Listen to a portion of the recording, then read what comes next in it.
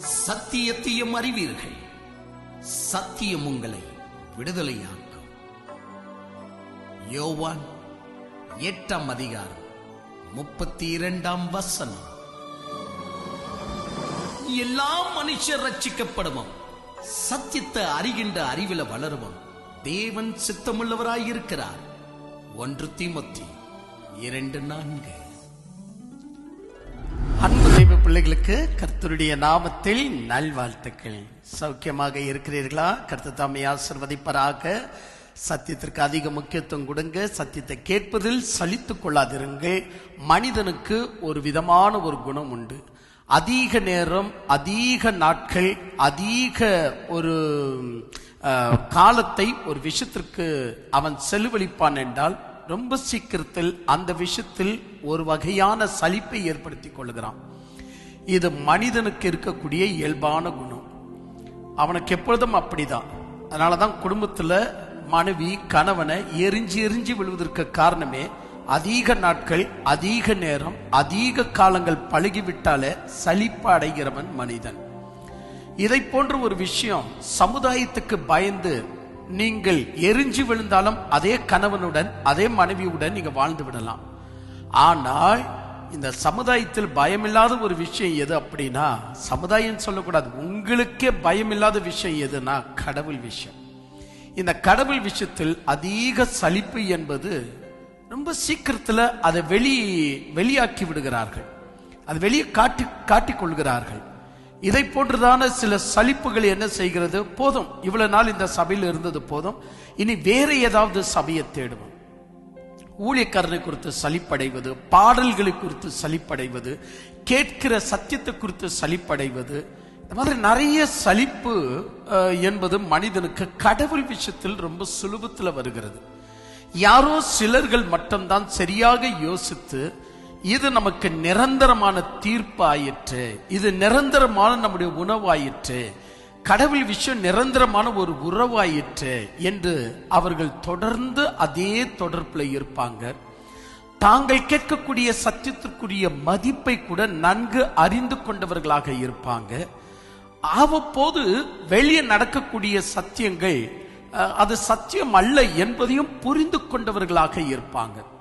ஏனவேதான் ஆண்டவர் வெளிப்படுத்தின விசேஷத்துல 3:2 இறைவன் சொல்லும் போது, 3:8 சொல்லும் போது, உன்னுடைய பொறுமையும் உன்னுடைய சகிப்புத்தன்மையும் நான் அறிந்திருக்கிறேன் அப்படின்னு இறைவன் பாராட்டுகிறார். யார? அந்த சபையார. ஏனவைதான் பொறுமை சகிப்புத்தன்மை எனப்படுவது நமக்கு சலிப்பு வரும்போதெல்லாம் நாம் மேற்கொள்வதற்காக இந்த 2 பொருள்களை நாம் கையாள வேண்டியது அவசியம். கர்த்தர் ஆசீர்வதிப்பாராக. நிறைய பேசிட்டனா சரி, ஆண்டவர் ஆசீர்வதிப்பாராக. வாங்க, எங்கிருந்து விட்டோமோ அங்கிருந்து வாசித்து நாம் முன் செல்லலாம். நீதிமொழிகள் புஸ்தகம் 13ஆம் அதிகாரம் வசதிக்காக 5 வசனத்தை தொடர்ந்து நான் வாசிக்கிறேன், கேளுங்க. 13ஆம் அதிகாரம் 5 வசனம் என்ன சொல்லுகிறது அப்படின்னு நம்ம பார்க்கலாமா? பைபிள் சொல்லுகிறது, நீதிமான் பொய் பேச்சை வெறுக்கிறான். நீதிமான் பொய் பேச்சை வெறுக்கிறான். எவ்வளவு அழகா இருக்கு பாருங்க.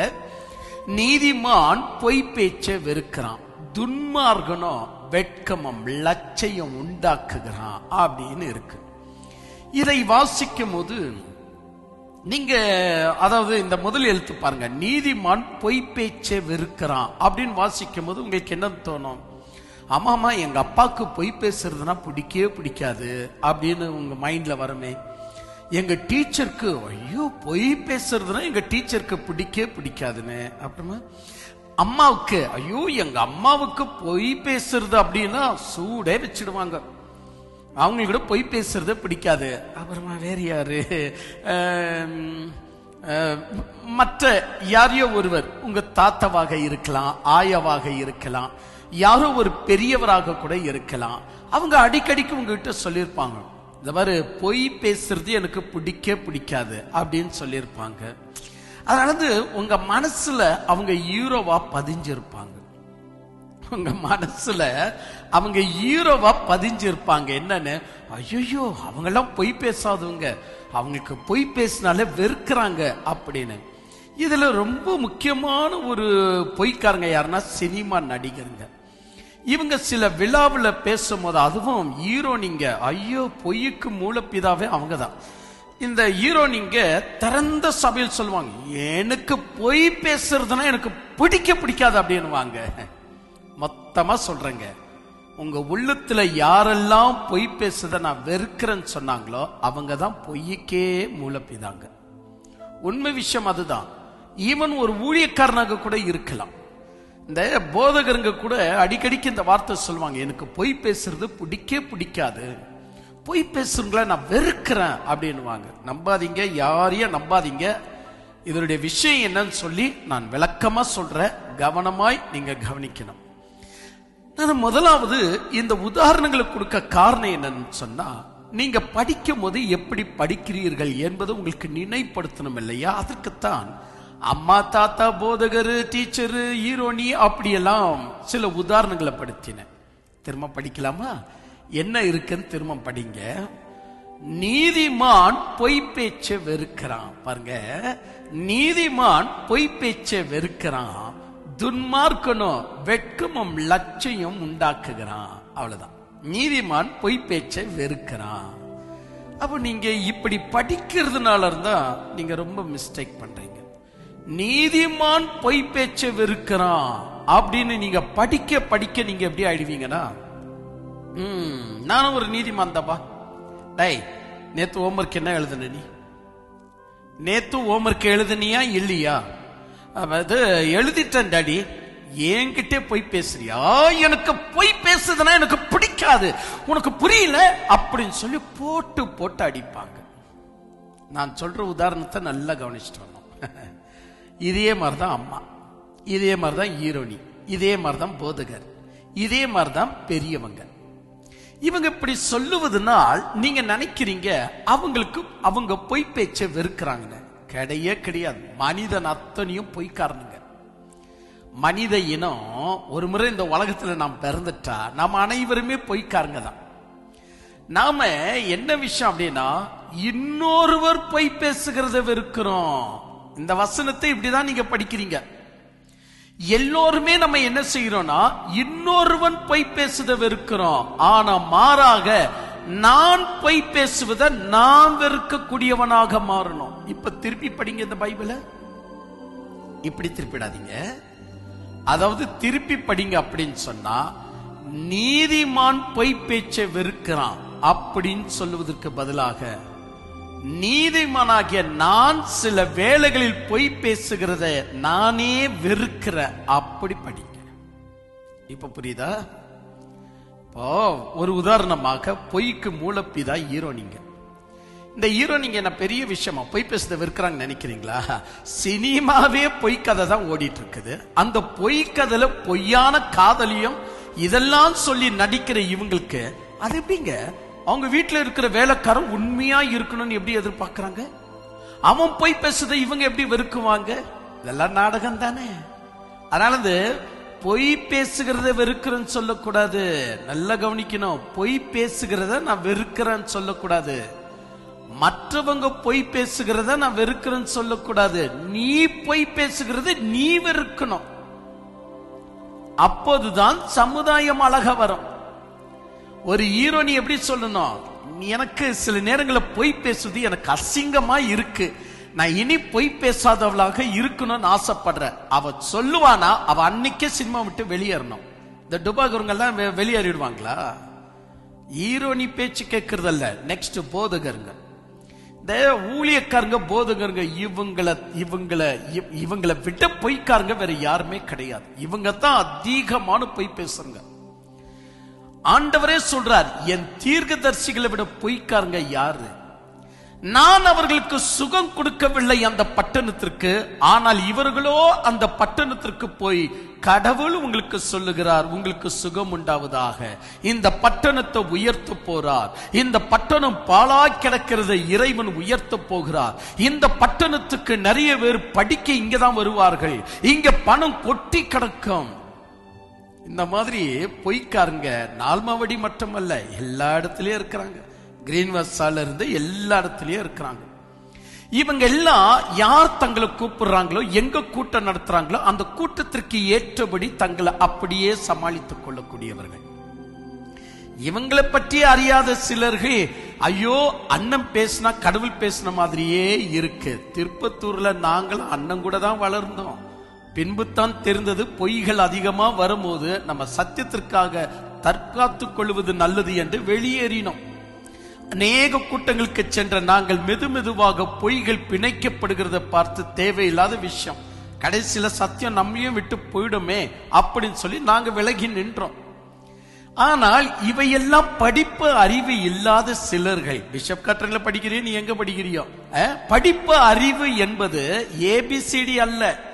படிப்பு அறிவு என்பது ரியாலிட்டி, உண்மையை படிச்சு தெரிஞ்சு வச்சிருக்கணும். உண்மை சத்தியத்தை. இந்த சத்தியம் தெரியாதவங்க சொல்லுவாங்க அவர் பேசுகிறது கடவுள் பேசுற மாதிரி இருக்குன்னு. சோ போதகருங்க தான் மிகப்பெரிய பொய்க்காரங்க. இவங்க கடவுள் சொல்லுகிறதாக சொல்லுவாங்க, ஆனா கடவுள் சொல்லி இருக்க மாட்டார். ஏன்னா இவங்களுடைய ஆன்ம சக்தி தான் அதை சொல்ல வைக்கும். ஆன்ம சக்தி கடவுள் பேசுற மாதிரியே பேசும். ஆன்ம சக்தி கடவுள் காட்டுற மாதிரியே தரிசனங்களை காட்டும். இதற்கும் கடவுளுக்கும் சம்பந்தம் கிடையாது. இதெல்லாம் ஆன்மாவுடைய சக்தி ஊந்துதல் பெற்று அது என்ன செய்யுது அப்படின்னா அவங்களுக்கு நிறைய தரிசனங்களை காட்டும், பூர்வீக ஜென்மங்களை காட்டும். அதாவது பூர்வீக காரியங்களை அது காட்டி கொடுக்கும். சில நேரங்களில் அவங்களுக்கு ஒரு கிராமத்திற்கு வந்த உடனே இந்த கிராமம் முன்னாடி எப்படி இருந்துச்சுன்னு அந்த ஆன்ம சக்தி அந்த ஊந்துதலை கொடுத்த உடனே அவங்களுக்கு அந்த கிராமம் முன்னாடி எப்படி இருந்துச்சுன்னு அவங்களோட கண்ணு முன்னாடி நிற்கும். இது எதுவுமே தெய்வத்துக்கு சம்பந்தப்பட்டது அல்ல. இதெல்லாம் ஆன்மாவுடைய சக்திக்கு சம்பந்தப்பட்டது. நம்ம ஆன்மா. அதற்காக பிசாசு வந்து வெளிப்படுத்துறான்னு சொல்லக்கூடாது. பிசாசுடைய கிரியைகள் வேற, நம்முடைய ஆன்மா கிரியை செய்கிறது வேற. நம்முடைய ஆன்மா என்ன செய்யும் என்றால் புதிய தகவல்களை எல்லாம் நம்முடைய சொப்பனத்துல வந்து சொல்லி கொடுக்கும். இதுதான் ஊழியக்காரங்க இந்த சூழ்ச்சியில விழுந்து கிடக்குறாங்க. புதிய சொப்பனங்கள், அதாவது என்ன செய்யணும், புதிய தகவல்களை சொல்லும். இந்த ஆன்மா எந்த அளவுக்கு இருக்கும் என்று சொன்னால், இன்று ஜான் கென்னடி சுட்டுக் கொல்லப்படுவார் அப்படின்னு தெளிவாய் கனவுல வந்து சொல்லிடும். இந்த ஆன்மா அந்த அளவுக்கு எச்சரிக்கை உள்ளது. ஒரு உதாரணமாக நான் சொல்லுகிறேன், சின்ன எச்சரிக்கைகளை சொல்றேன். இதை நிறைய படிக்கிறவங்க என்ன பண்ணுவாங்க அப்படின்னா சூழ்நிலையை அப்படியே புரிஞ்சுக்குவாங்க. இங்க நம்ம பேசுற பேச்சு சரியில்லை, இது மற்றவங்களுக்கு கோபத்தை உருவாக்குது, இது மற்றவங்களுக்கு சலிப்பை உருவாக்குது, நம்ம பேச்சை இப்படி மாத்திக்கிட்டா நல்லா இருக்கும் அப்படின்னு என்னுடைய எதிராளி ஏதோ பேச வராரு, நம்ம அவருக்கு இடம் கொடுக்காம இருக்கிறோம். இப்படியெல்லாம் சின்ன விஷயத்துல எப்படி உங்களுடைய அறிவு கூர்மையாய் வேலை செய்கிறதோ அப்படிதான் நீங்க கடவுள் கடவுள் கடவுள் கடவுள் கடவுள் கடவுள் கடவுள் என்று மூழ்கி இருக்கும் போது உள்ள தூங்கி இருக்கிற ஆத்மா தவறான விஷயத்துல வெளியே வர ஆரம்பிக்கும். அப்ப இந்த ஆத்மா எவ்வளவு விழிப்புணர்வு என்று சொன்னால், அமெரிக்காவில் ஜான் கென்னடி சுட்டுக் கொல்லப்படுகிறது இங்க வந்து உனக்கு சொல்லிடும். உன்னுடைய ஆத்மா உணரும், ஏதோ இந்த சென்னைக்கு சுனாமி வர மாதிரி தெரியுது, ஏதோ ஒரு விபத்து. ஆனா விபத்து தெளிவா சொல்லாது, சுனாமின்னு சொல்லாது, ஏதோ ஒரு விபத்து வர மாதிரி தெரியுது அப்படின்னு இந்த ஆன்மா அவங்களுக்கு அந்த விழிப்புணர்வை கொடுக்கும். இதனால இருந்தா இந்த டுபாகூர் ஊழியக்காரங்க என்னன்னு சொல்லுது, சென்னை தத்தளிக்க போகிறது, மின்சாரங்கள் துண்டரிக்கப்பட போகிறது, ஜனங்கள் தத்தளிக்கப்படுவார்கள். ஆனா தெளிவா இவங்களுக்கு சொல்ல முடியாது. ஏன்னா கனவு என்னப்படுவது ஆன்மா எது சொன்னாலும் தெளிவா சொல்லாது. இவங்க அதை விழித்தெழுந்த பின்பு அதை கனெக்ட் பண்ணுவாங்க. எப்படின்னு சொன்னா, ஒரு உதாரணமாக்க ஒரு குருடன் இருக்கிறான்னு வச்சுக்கோங்க, பிறவி குருடன் இருக்கிறான்னு வச்சுக்கோங்க. இந்த பிறவி குருடன் வந்துட்டு பிறவி குருடன், அதாவது பிறந்ததுல இருந்தே இவன் குருடன் அல்லவா. அப்போ இந்த பிறவி குருடன் என்ன செய்கிறான், ஏதாச்சும் அவன் பார்க்கணும், அவன் பார்த்திருப்பானா, பார்த்திருக்க மாட்டான், தொட்டு பார்த்திருப்பான், அவ்வளவுதான். அந்த ஸ்பர்ஷம், அந்த டச்சபிள் இருக்கும் பாருங்க, அந்த ஃபீல் தான் இவனுக்கு இருக்கமே ஒழிய கலர்னா என்னன்னு தெரியாது. வெள்ளை கலர் தெரியாது, பச்சை கலர் தெரியாது, ரெட் கலர் தெரியாது. ஒரு மனிதன் என்ன வடிவத்துல இருப்பான், அவன் ஸ்மைல் பண்றானா, அவன் துக்கப்படுறானா, ஒண்ணுமே தெரியாது. காதுல கேட்டுத்தான் கொஞ்சம் கொஞ்சமா செயல்படுவாங்க. நல்லா புரிஞ்சுக்கங்க. இப்படிப்பட்ட பிறவி குடர்களுக்கு கனவு வராதா? இப்படிப்பட்ட பிறவி குருடர்களுக்கு கனவு வராதா? வரும், வரும். அந்த கனவு எப்படி இருக்கும் என்று சொன்னால், அந்த பிம்பங்கள் அப்படியே, அந்த பிம்பங்கள் அசைவானது தெரியும், ஆனால் அது என்னதென்று இவங்களால தெளிவா சொல்ல முடியாது.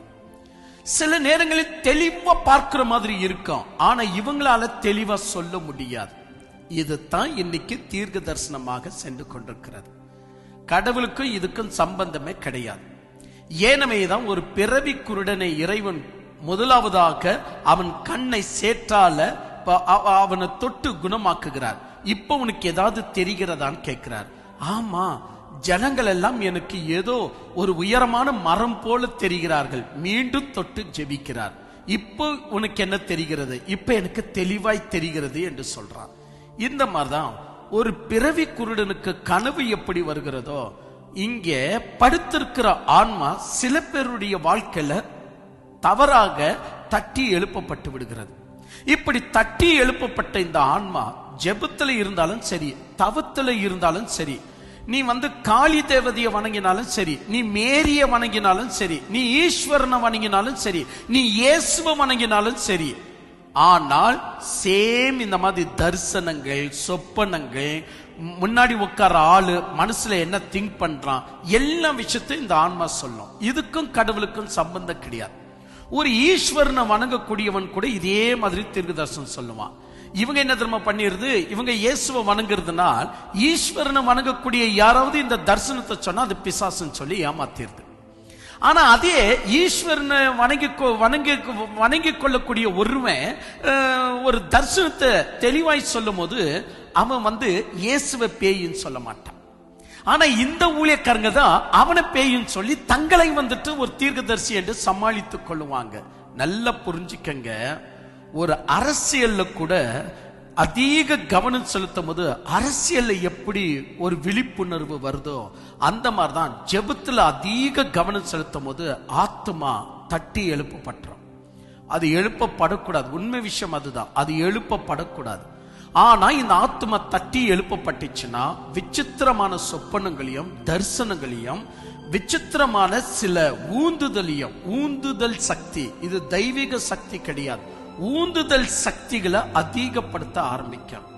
இந்த சூழ்ச்சிக்கு உள்பட்டுங்க தான் இன்னைக்கு 90% ஊழியக்காரங்க பெந்தகோஸ்ல, வேகாத கோஸ்லயோ ஏஜ்லயோ எதுலயோ ஒண்ணு புகுந்து இருக்கிறாங்க. இவங்க எல்லாம் இப்படிதான் தீர்க்க தரிசனத்தை சொல்லி முடிக்கிறது. அதனாலதான் ஆண்டவர் ஒரு நாள் மத்திய எழுதிய சுவிசேஷம் 7:22-23 பிரகாரம், நீங்க பேய்களை விரட்டிங்களோ, நீங்க அற்புதங்கள் செஞ்சீங்களோ, நீங்க தீர்க்க தரிசனம் சொன்னீங்களோ, உங்களுக்கும் எனக்கு சம்பந்தமே கிடையாது. நான் அந்த தீர்க்க தரிசனத்தை கொடுக்கல, நான் அந்த சொப்பனத்தை உங்களுக்கு கொடுக்கல, நான் அந்த பேய் ஓட்டுதலை நான் கொடுக்கல. உங்க ஆன்மாவை நீங்க தான் தட்டி எழுப்பி விட்டீர்கள். அது உறங்கிக் கொண்டிருக்க வேண்டும். உறங்கிக் கொண்டிருக்க வேண்டும் என்ற அர்த்தத்துக்கு பதிலாக அது செத்து கிடக்கிறது. செத்து கிடக்கிறது என்ற அர்த்தத்துக்கு பதிலாக இறைவன் அதை அடுக்கி வைத்தார். ஆதியில ஆதாம் ஏவல் பாவம் செய்தது நிமித்தம் அடுக்கி வைத்தார். இப்போ அந்த ஆன்மா எழும்பணும். எதற்கு எழும்பணும்னா வெறும் சத்தியத்தை கற்றுக்கொள்வதற்காக மட்டும் எழும்பணுமே ஒழிய அமானுஷ்ய விஷயங்களை ஆராய்ந்து பார்க்க ஆத்மாவை நம்ம விடக்கூடாது. ஆத்மாவை பத்திரமா வச்சுக்கணும். ஏன்னு சொன்னா இந்த ஆத்மாவை கொஞ்சம் நம்ம விட்டுட்டோம் அப்படின்னா தீர்க்க தரிசனத்தை போய் சிக்கிக்கும். தீர்க்க தரிசனம்னா பொய்யான தரிசனத்துல போய் சிக்கிக்கும், பொய்யான சொப்பனத்துல போய் சிக்கிக்கும். இது நீ ஈஸ்வரனை வணங்கினா ஈஸ்வரனுக்கு கேட்ட தரிசனங்களை காட்டும். நீ கிருஷ்ணாவை வணங்கினா கிருஷ்ணாவுக்கு கேட்ட தரிசனங்களை காட்டும். நீ ராமகிருஷ்ண வணங்கினா ராமகிருஷ்ண கேட்ட தரிசனம் காட்டும். நீ காளியாத்தவை வணங்கினா காளியாத்த கேட்ட தரிசனங்களை காட்டும். நீ மேரிய வணங்கினால் மேரி கேட்ட தரிசனங்களை காட்டும். நீ இயேசுவை வணங்கினால் இயேசுவு கேட்ட தரிசனங்களை காட்டும். இதனால தான் நான் சொல்றேன், நால்மா வடிய கிரீன் வாசம் இரண்டுமே பொய்க்காரங்க தான். இவங்களுடைய ஒவ்வொரு தீர்க்க தரிசனங்களும் பொய்யில தான் போய் முடிகிறது. இதுக்கும் இறைவனுக்கும் சம்பந்தமே கிடையாது. ஆக மொத்தத்துல ஒரு விஷயம் சொல்லுகிறேன். என்ன அப்படின்னு சொன்னா, என் அன்பு தெய்வ பிள்ளைகளை, பொய் பேசுகிறது என்பது ஒரு ஈரோனி எப்படி தன் வேலைக்காரன் பொய் பேசுதான் அவங்க விரும்பல, அதுதான் விஷயம். ஆனா இவங்க பொய் பேசுவாங்க. தன்னுடைய வேலைக்காரன் உண்மையா இருக்கணும். சொன்ன உடனே, டேய் எங்கடா போயிருந்த, எதுக்கு இந்த வேலையை பாதியில நிறுத்திட்டு போன, எதுக்கு இந்த பொய் பேசுற, நீ 3 நாட்கள வேலைக்கு வரல, ஏன் இந்த பொய் பேசுற? நான் பொய்ய வெறுக்கிறேன் தெரியுமா அப்படின்வாங்க. திரும்ப சினிமால போய் அதே பொய்யத்தான் டைலாகா பேசின்னு இருப்பாங்க. அப்போ நம்ம எல்லாருமே வெறுக்கிறது இன்னொருவன் பொய் பேசுகிறதான் வெறுக்கிறோம். ஆனா நமக்கு இப்ப மாத்தி படிக்கணும். இப்ப நமக்கு ஒரு மாற்றுதல் வரணும். அது என்ன அப்படின்னா, நான் பொய் பேசுகிறத நான் வெறுக்கிறேன். சீ, ஏன் தான் இந்த பொய் பேசணும்? திடீர்னு என் நாவல இருந்து அந்த மாதிரி வார்த்தை வந்துச்சுங்க, நான் அப்படி சொல்லியிருக்க கூடாதா இருந்துச்சு, ஏன் அப்படி நான் சொல்லிட்டேன்? இந்த மாதிரி வருத்தங்கள் உங்களுக்கு உண்டாக்கப்படும். ஐயோ நான் பொய் பேசிட்டேனே, ஐயோ நான் பொய் பேசிட்டேனே, என் பிள்ளைகிட்ட நான் பொய் பேசிட்டேனே, திடீர்னு சொல்லிட்டு நான் பொய் பேசிட்டேனே, ஐயோ நான் அப்படி பேசியிருக்க கூடாது. நீ உன்னை வெறுக்கணும். ஏனவைதான் நீதிமொழிகள் புஸ்தகத்தை வாசிக்க வேண்டியது ரொம்ப ஜாக்கிரதையா இருக்கணும். சும்மா உங்களுக்கு பிடிச்சிச்சுன்னு சொல்லி உங்க இஷ்டப்படி நீங்கள் வாசிக்கிறது அல்ல.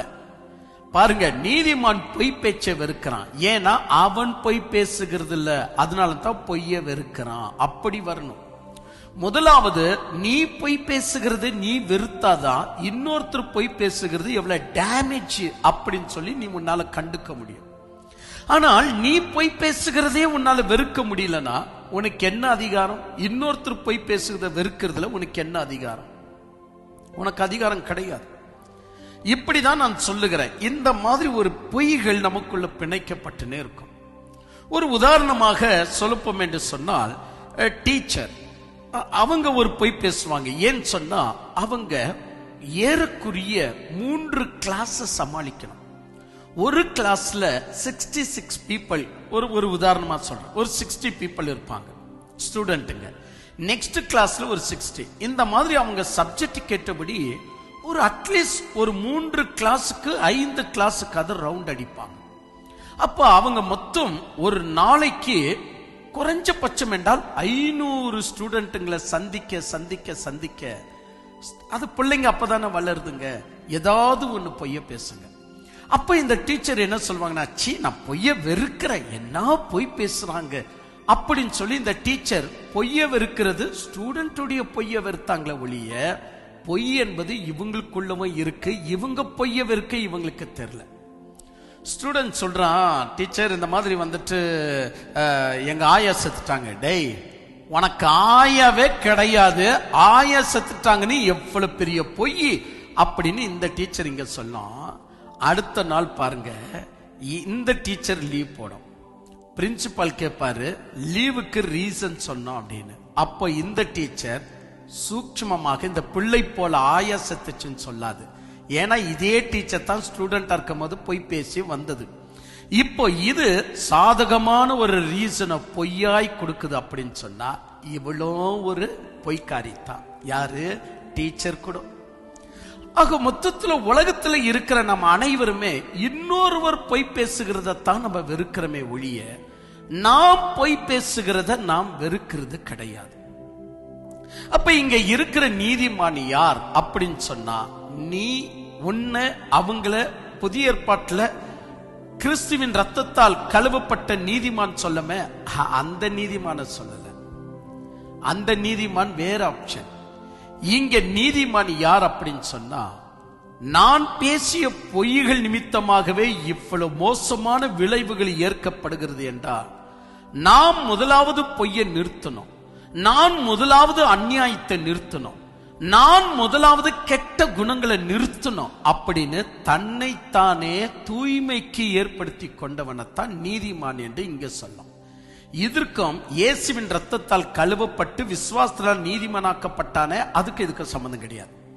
ஆனா நீதிமான் என்ற வார்த்தை சேமா இருக்கும். இப்போ ஒரு உதாரணமாக, ஆபிரகாம் நீதிமானாக்கப்பட்டது வெறும் விசுவாசத்தினால். ஆனா நாம் அப்படி அல்ல. நாம் நீதிமானாக்கப்பட்டது கிறிஸ்துவின் கிருபையால். விசுவாசம் மட்டுமல்ல, கிருபையால் நீதிமானாக்கப்பட்டோம். இந்த ஆப்ஷன் ஆபிரகாமுக்கும் கிடைக்கல, தாவீதுக்கும் கிடைக்கல. ஆனால் அவர்களையும் பைபிள் நீதிமான் என்று சொல்லும், நம்மையும் நீதிமான் என்று சொல்லும். நீதிமான் என்ற சொற்கள் சேம் தான், ஆனால் அதனுடைய நிலைகள் வேற மாதிரியா அமைக்கப்படும். அப்படிதான் இந்த நீதிமொழிகள் புஸ்தகம் 13ஆம் அதிகாரம் 5ஆம் வசனத்துல நீதிமான் என்ற வார்த்தை ஒன்றுதான், ஆன நிலைகள் வேற. இங்கே நிலை எது என்று சொன்னால், அவன் பேசுற பொய்ய அவனே வெறுக்கிறவனாக இருக்கிறான். அவன் பேசுற பொய்ய அவனே வெறுக்கிறவனாக இருக்கிறான். எவ்வளவு ஒரு அருமையான குணம் பாருங்க. என் அன்பு தெய்வ பிள்ளைகளை, நீங்கள் பிரசங்கிக்கிறீர்களா? நீங்கள் அதிகமாக ஏதாச்சும் காரியத்தை நீங்கள் பிரசங்கித்துக் கொண்டே இருக்கிறீர்களா? நான் பொய் பேசுவனோ என்பதை குறித்து மனசுல நினைச்சுக்கிட்டே நீங்க பிரசங்கிக்கணும். அப்போதுதான் இறைவன் உங்களை விரும்புவார். சில நேரங்களில் நான் உளறி பேசக்கூடிய நிறைய விஷயம், பேருங்களை தப்பா சொல்லியிருப்பேன், வருடங்களை தப்பா சொல்லியிருப்பேன், அப்புறமா வேற ஏதோ விஷயம் இருக்கு, நீங்க யூடியூப்ல பார்த்தாலும் உங்களுக்கு புரிஞ்சிடும். தப்பு தப்பா பேசியிருப்பேன். அதை சிலர்கள் கீழே கண்டிச்சிருப்பாங்க. என்னன்னு, நீங்க இந்த வார்த்தையை தவறாக பேசுகிறீர்கள். எவ்வளவு நேரம் எடிட் பண்ண எனக்கு, நான் பேசிய தவறான வார்த்தையை அந்த வீடியோவை எடிட் பண்றது என் கையில தானே இருந்துச்சு. நான் இந்த இடத்துல தப்பான ஒரு வசனத்தை பேசிட்டேன். 8ஆம் அதிகாரம் 3ஆம் அதிகாரம் 8ஆம் வசனம் சொல்லிட்டேன். 3ஆம் அதிகாரம் 18ஆம் வசனம், இல்ல 3ஆம் அதிகாரம் 68ஆம் வசனம். நான் மிஸ் பண்ணி சொல்லி இருக்கிறத நான் திருத்திக்கலாம். இல்ல, இப்ப ஓடி போய் கேமராவை ஆஃப் பண்ணிட்டு நான் தப்பா பேசிட்டேன்னு எடிட்டை நான் சரி பண்ணிட்டு மீண்டும் வந்துட்டு வெளிப்படுத்துற விசேஷம் 3ஆம் அதிகாரம் 3ஆம் வசனம் சொல்லலாம். இல்ல, சொல்ல மாட்டேன். ஏன் சொன்னா, நான் தடுமாறி பேசியவைகளை கூட நீங்கள் கவனிக்கணும். ஏன்னா மனிதன் பலவீனம் உள்ளவன். அவன் டேட்டுங்களை கொஞ்சம் மிஸ்மேட்சா பண்ணி பேசுவான். அவன் பெயர்களை கொஞ்சம் மிஸ்மேட்சா பண்ணி பேசுவான். ஆனால் கான்செப்ட் கரெக்டா இருக்கும். கான்செப்டே ராங்க போதுன்னு சொல்லும் போது அப்ப நான் சொன்ன பெயர் தப்பாயிடும். ஆனால் சில நேரங்களில் நான் ஏதோ ஒரு கதையில தான் பேரை சொதிப்பிருப்பனே ஒழிய கான்செப்ட் கரெக்டாக செல்லும். இப்போ நம்ம கவனிக்க வேண்டிய விஷயம் என்னன்னு சொன்னா, நீங்கள் ஒரு போதகரா, உங்க கையில சபை இருக்கிறதா? நீங்கள் சபையை நீங்கள் வைத்துக் கொண்டு நீங்கள் நடத்துகிறீர்களா? அப்படி என்றால் என் அன்பு தெய்வ பிள்ளைகளை, சபையை உஷார நடத்துங்க. நீங்கள் பொய்க்காரர்களா மாறாதபடி அடிக்கடிக்கு யோசிங்க. நான் பேசியது சரியா இருக்கா? நான் சரியான வார்த்தைகளை பேசிக் கொண்டிருக்கிறேனா? மக்களுக்கு நான் என்ன உணர்வுகளை கொடுத்துட்டு இருக்கிறேன்? என்னுடைய சபையை தக்க வைத்துக் கொள்ள நான் போராடி கொண்டிருக்கிறேனா? மாறாக இந்த சபை மக்கள் கிறிஸ்துவின் சரீரத்தோடு கூட ஒட்டி கொள்ள வேண்டும் என்று நான் பிரயாசப்படுகிறேனா? இது கூட ரொம்ப முக்கியம். ஆனா இன்னைக்கு நிறைய ஊழியக்காரங்க தசம பாகத்தை தக்க வைத்துக் கொள்ள, ஒரு சின்ன வருமானத்தை தக்க வைத்துக் கொள்ள அந்த சபை மக்களை அடிமைப்படுத்தி வச்சிருக்கிறாங்க. கொஞ்சம் ஏதாவது அவங்க காணிக்க கொடுக்கல, எங்கேயாவது வேற சபைக்கு போயிட்டாங்கன்னா உடனே வந்து சபிக்கிறதும், அவங்க மேல இல்லாத காரியங்களை சொல்லி அவங்கள பயமுறுத்தி உள்ள வச்சுக்கிறதும் 1 2 அல்லங்க, ஏகப்பட்ட ஊழியக்காரங்களை பார்த்துட்டேன். 99% ஊழியக்காரங்களை பார்த்துட்டேன். பயமுறுத்தி சாபங்களை வச்சு உள்ள அவங்கள கண்ட்ரோலா வச்சிருக்கிறாங்க. எனக்கு இந்த பயம் எதுவுமே இல்லை. நானே நிறைய பேரை சபை விட்டு வெளியே போயிடுன்னு சொல்லுவேன். ஏன்னா எனக்கு அது தேவையில்லாத ஒரு விஷயம். தேவையில்லாத ஒருவனை கிறிஸ்துவுடைய சரீரத்தில் எப்படி என்னால வச்சுக்க முடியும்? அவன் தான் ஒட்ட மாட்டேன்றானே. அந்த செங்கல் அந்த கட்டடத்துக்கு வைக்கும் போது அந்த செங்கல் ஒட்ட மாட்டேங்கிறது, அந்த கற்கள் அந்த கட்டடத்துல பதிய மாட்டேங்கிறது. அப்ப நான் வேணும்னு அதை வச்சுக்கிட்டோமா? அந்த கற்கள் ரொம்ப அருமையா இருக்குன்னு இந்த ஒரு கற்களால் முழு பில்டிங் பாதிக்கப்படுதுன்னு தெரிஞ்சிச்சுன்னா, ஐயா நீங்க நல்ல லாபம் தான், உண்மையிலேயே எங்க சபைக்கு நல்ல தொகை கொடுக்குறீங்க தான், நல்ல உதவுறீங்க தான், இருந்தாலும் இந்த கட்டடத்துக்கு நீங்க பொருத்தமா வரமாட்டேன்றீங்க, அதனால இது உங்களுக்கு செட் ஆகாது நாங்க நினைக்கிறோம், வெளியே போயிடுங்க. இப்படிதான் நிறைய பேரை நான் அனுப்பி இருக்கிறேன். ஏன்னா எனக்கு சபையை தக்க வச்சுக்கணும்னு அவசியம் எனக்கு இல்லை. எந்த விசுவாசிகளையும் நான் தக்க வச்சுக்கணும்னு அவசியம் இல்லை. ஏன் சொன்னா, நீங்க உங்களை நான் பெற்றெடுக்கவில்லை, உங்களுக்காக நான் ரத்தத்தை சிந்தவில்லை, உங்களுக்காக நாம் பாடுபடவில்லை, உங்களுக்கு அடுத்த உயிரை கொடுக்க கூட எனக்கு சக்தி கிடையாது. நீங்களாச்சு உங்க கடவுளாச்சு, நீங்களாச்சு ரட்சகராகிய இயேசுவாச்சு. நீங்க சேர வேண்டியது என்னிடத்தில் அல்ல, இயேசு கிறிஸ்து இடத்துல சேரணும். நீங்கள் அடைய வேண்டிய ஜீவன் என் ஜீவனை அல்ல, கிறிஸ்துவின் ஜீவனை நீங்கள் அடைய வேண்டும். அப்ப நான் எதற்குங்க மூளை போட்டு குழப்பிக்கணும்? ஐயோ என் சபை பெருசாகணும், ஐயோ என் சபை. என்னுடைய தரம் என்னன்னு ஆண்டவருக்கு தெரியும். எனக்கு 4 ஆடுகளை தான் கொடுத்திருக்கலாம். இந்த 4 ஆடுகளை மேய்த்துக்கொள். இந்த பட்டணத்துல 4 ஆடு மட்டும் தான் என்னுடைய ஆடு. ஆனால் நீங்கள் அடுங்கிறது இல்லை. இல்லை, இந்த பட்டணத்தை நான் அசைத்து காட்டுகிறேன். இந்த பட்டணத்தை நான் அசைத்து காட்டுறேன்னு நீங்க என்ன செய்றீங்க? 5 லட்சம் ஆத்து மக்களை சம்பாதிக்கிறீங்க. ஆனா 5 லட்சம் ஆத்து மக்களும் ஆண்டவருக்கு சேர்ந்தது அல்ல. அங்க வெறும் 5 ஆடுகள் மட்டும்தான் ஆண்டவருக்கு சேர்ந்தது. இந்த மர்மம் எல்லாம் எப்படி புரிஞ்சுக்குவீங்க? ஃபர்ஸ்ட் நீங்க பொய்யில இருந்து வெளியே வந்தாதான். இதை சொல்லும் போது எனக்கு ஒரு செய்தி ஞாபகம் வருகிறது. ஏறக்குறைய ஒரு 4 மணி நேரம் பேசியிருக்கிறேங்க. தயவு செய்த வாழ்க்கையில ஒரு முறையாவது பொய்மையை வெல்லுவோம் என்ற செய்தியை கண்டிப்பா நீங்க கேட்கணும். வாழ்க்கையில ஒரு முறையாவது கேட்டுருங்க. ஏன்னா திருவள்ளுவரே ஒரு பொய்க்கார்த்தான். அவர் பொய்க்காரா இருப்பதனால் அவரே ஒரு வார்த்தை சொல்லிட்டார். என்னன்னு? நல்லதுக்காக பொய் பேசலாம், நல்ல சூழ்நிலைக்காக பொய் பேசுறது தப்பு கிடையாது. காந்திஜி ஒரு பொய்க்காரன் தான். ஏனவைதான் அவரும் சொன்னார், நல்ல விஷயத்துக்கு பொய் பேசலாமே. பைபிள் நல்ல விஷயத்துக்கு பொய் பேசலான்னு ஒரு சின்ன வசனம் கூட காட்டாது. இதை குறித்து ஒரு 4 மணி நேரம் பேசி இருக்கிறாங்க. வாழ்க்கையில ஒரு முறையாவது பொய்மையை வெல்லுவோம் என்ற செய்தியை நீங்க கேளுங்க. சரி, ஆக மொத்தத்துல நான் என்ன சொல்ல வருகிறேன் என்றால், உங்களுடைய வாழ்க்கையில நீங்கள் உணரக்கூடிய ஒரு விஷயம், நீங்கள் முதலாவது இன்னொருத்தவன் பொய் பேசுகிறத வெறுக்கிற மனசை விட்டுருங்க. உங்க புள்ள பொய் பேசுகிறது நான் வெறுக்கிற அப்படின்னு சொல்வதற்கு பதிலா, உங்க புள்ள பொய் பேச காரணமே அந்த பொய்ய நீங்க தான் அதுக்கு ஊட்டி விட்டீர்கள். உங்க பொய்ல தான் அது பொருந்துச்சு. நீங்க ஒரு பொய்க்காரனுங்க, அதனாலதான் உங்க புள்ள பொய் பேச ஆரம்பிக்குது. முதலாவது நீங்கள் பொய்ய வெறுத்தால் உங்களுடைய சுபாவம் அந்த பிள்ளையும் ஆட்கொள்ள ஆரம்பிக்கும். ஐயோ எங்க மம்மி நான் பலமுறை கவனிச்சிருக்கிறேன், உண்மைனா உண்மை அப்படியே விடுவாங்க. ஒரு அங்கிள் வந்து பேசிட்டு இருக்காங்க, எங்க மம்மி கடைசி வரைக்கும் உண்மையத்தான் பேசி கொண்டிருந்தாங்க. இது என் மனசை ரொம்ப பாதிச்சுச்சுன்னா அந்த பிள்ளை ஒரு நாள் திங்க் பண்ணும். அப்ப அந்த பிள்ளை எப்படி சத்தியபரனா மாறுது அப்படின்னா, இக்கட்டான சூழ்நிலையில நீங்க என்ன பேசுறீங்க என்பதை அந்த பிள்ளை பார்க்குது. பிள்ளைகள் ஒருபோதும் கெட்ட வார்த்தைகளை பேசாது. நல்லா புரிஞ்சுக்கங்க, பிள்ளைகள் ஒருபோதும் கெட்ட வார்த்தைகளை பேசாது, மாறாக கேட்ட வார்த்தைகளை பேசும். யார்கிட்ட இருந்தா? உங்ககிட்ட இருந்தா. கேட்ட வார்த்தைகளை தான் அது பழகுது. லேட்டா வந்த உடனே நீங்க என்னவாக பொய்ய பிணைக்கிறீர்கள். நீங்க எந்தெந்த இடத்துல உங்க பிள்ளைக்கு இப்படித்தான் நீ பேசணும், உஷாரு இப்படித்தான் நீ பேசணும், அப்ப அந்த பிள்ளை பாக்குது, ஏன் இப்படி பேசணும், மம்மி சொன்னா ஏதோ கரெக்டா இருக்கும் அப்படின்னு சொல்லி, டாடி சொன்னா சரியாதான் இருக்கும் அப்படின்னு சொல்லி அந்த பிள்ளை என்ன செய்யுது, மெதுவா தனக்குள்ள பொய்ய வர வைக்குது. அப்ப அந்த பிள்ளை ஒரு நாள் அதே பொய்ய உங்ககிட்ட பேச ஆரம்பிக்கும். அப்ப நீங்க கொந்தளிப்பீங்க, என்னது இது இப்படி நடந்திருக்க சாத்தியமே இல்லை, நீ பொய் பேசுற அப்படின்னு சொல்லும் போது அந்த பிள்ளைக்கு அது பொய்ன்னு தோணாது. ஏன்னு சொன்னா நீங்கள் தான் அதை பழக வைத்தீர்கள். ஏனவைதான் பொய்யை எண்ணிக்க வெறுக்க போவாதீங்க. மற்றவங்க பேசுற பொய்ய வெறுக்காதீங்க, நீங்க பேசுற பொய்ய ஃபர்ஸ்ட் வெறுத்து தள்ளணும். நான் ஒரு பொய்க்காரனா மாறின்னு இருக்கிறேன், இது நீங்க உணரக்கூடியவர்களாக வரணும். எப்போ நீங்க ஒரு பிரசங்கத்தை செய்யும் போது, ஒரு தரிசனத்தை சொல்லும் போது கூட, இவ்வளவு பெரிய பொய் பேசுறேன்னு இது தேவையா? ஆனா எனக்கு புகழ் கிடைக்கும், எல்லோரும் என்ன தீர்க்கதரிசின்னு சொல்லுவாங்க, எனக்கு ஜனக்கூட்ட பெருகும், ஆனா கடவுளுக்கு முன்னாடி நான் பொய் பேசுறேன்னா மாறுறேனே.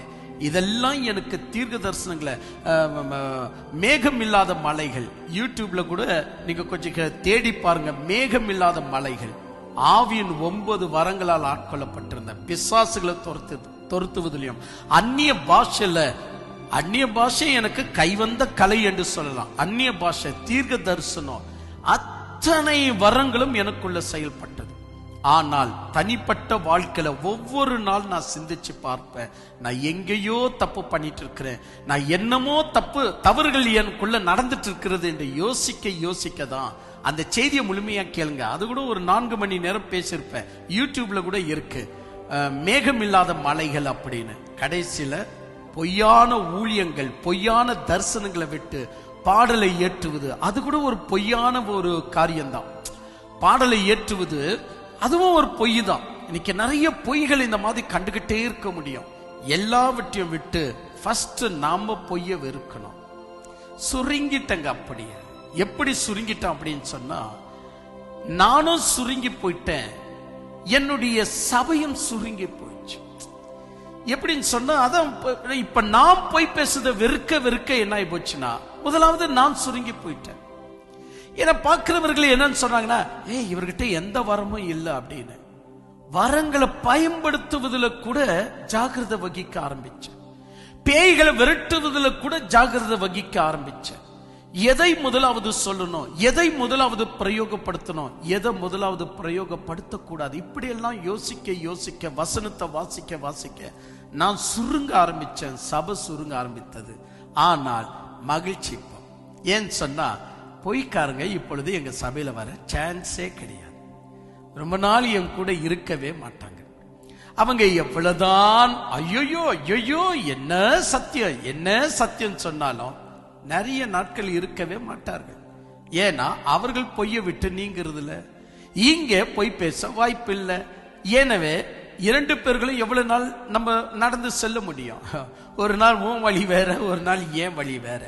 இப்பவும் நான் சொல்லுகிறேன், தனிமையில இருக்கிறேன். ஆனா இதுதான் எனக்கு இனிமையா இருக்கு. வேண்டாம், தனிமையில இருந்தாலும். ஏன் சொன்னா, கூட்டங்கள் கூடும் போது தான் நான் பொய்க்காரனா மாறுறேன். வசதிகள் கூடும் போதுதான் நான் பொய்க்காரனா மாறுறேன். இது என்னுடைய கடந்த, அதாவது 2004க்கு முன்னாடியில நான் செய்த ஊழியங்கள் எனக்கு நினைவுக்கு வருது. எவ்வளவு கூட்டம் கூடுதோ அவ்வளவாக நான் பொய் பேச எனக்கு தாராளமாய் வருகிறது. தரிசனங்கள் எல்லாம் பொய்யாய் வருகிறது.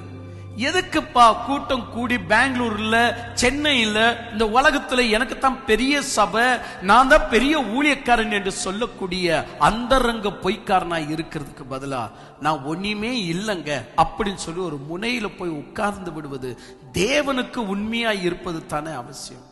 நம்ம யாருக்காக வாழணும்னு சொல்லுங்க.